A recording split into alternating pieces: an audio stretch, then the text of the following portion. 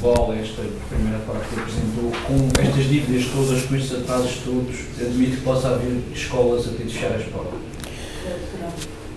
Fechar as portas, não acredito que fechem as portas, porque da mesma forma como a água e o consumo de eletricidade, as respectivas empresas não bloqueiam esses serviços, naturalmente. Como não bloqueiam o Hospital Central do Funchal, obviamente que sim. Mas que é uma situação muito complicada, que deveria ser repensada, e por essa mesma razão o Partido Socialista já em fevereiro, e antes da tragédia, a 15 de fevereiro, salvo erro, apresentou na Assembleia Legislativa da Madeira uma proposta no sentido de um orçamento retificativo. Porque nós sabíamos já nessa altura, em fevereiro, logo no início do ano, que havia problemas gravíssimos em vários setores da administração pública regional que estavam em ruptura e que necessitavam, e este é um caso particular da educação, que necessitavam de um reforço orçamental no sentido de esbater as tensões que hoje existem dentro das escolas. Não é só um problema dos professores, da sua carreira docente, que está em causa, mas também outros aspectos que são particularmente gravosos, como o da gestão e administração diária dos estabelecimentos de educação e ensino. Hoje, há escolas em que os meninos, é solicitado aos pais que levem, imaginem, o papel higiênico. E há escolas que os professores levam resmas de papel porque a escola não tem. Há escolas que, por exemplo, contratualizaram, e bem, numa boa gestão de recursos internos, solicitaram a outros operadores o fornecimento por exemplo, do telefone. Mas essas empresas de âmbito privado não esperam. E como não esperam, tiveram que regressar novamente à PT, porque essa sempre aguarda mais algum tempo. Portanto, há situações que não podem continuar. A escola é o setor, ou melhor, o sistema educativo, o setor educativo é determinante no futuro da região autónoma da Madeira, no futuro de qualquer sociedade. E, portanto, nós não podemos estar a brincar, não só com os professores, mas com o sistema em geral e com as preocupações que daí derivam na formação dos nossos jovens. Isto para não falar de outras carências que se colocam e que são bem gravosas ao nível dos projetos educativos das escolas, que estão extremamente condicionados pela falta de verbas. Aqui mais uma questão, que é mais sobre a carreira docente. Estava marcada para ontem uma reunião da quarta Comissão de Educação sobre duas propostas do Instituto de Carreira Docente, e foi cancelada a comissão. Foi-me informado de alguma razão para isso? Laconicamente fui informado que a reunião não teria lugar. Mais tarde soube que tal se deveria à incapacidade que a Secretaria Regional da Educação demonstra no sentido de apresentar uma proposta para viabilizar este gravíssimo problema que é o da classificação de bom administrativamente atribuído aos 3 últimos anos letivos.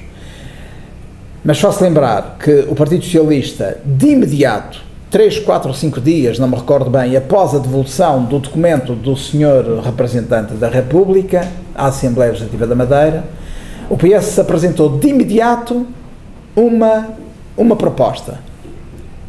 Essa proposta deveria ter sido imediatamente discutida em sede de comissão.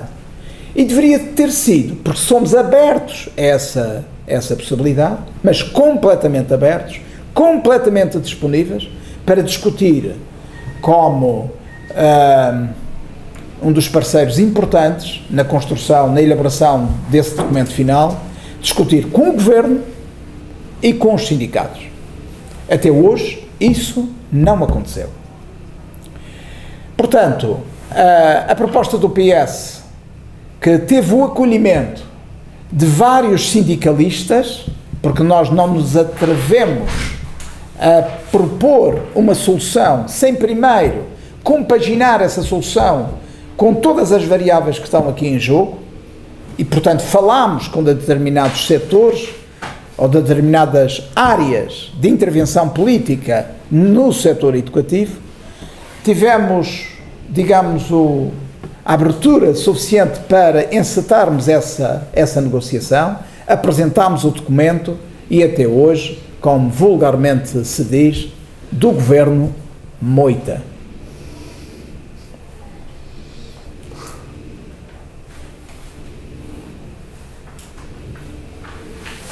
Este é um assunto que realmente, reparem, é que há aqui dois campos que são extremamente importantes. Raramente os senhores jornalistas, muito raramente, ou praticamente nunca,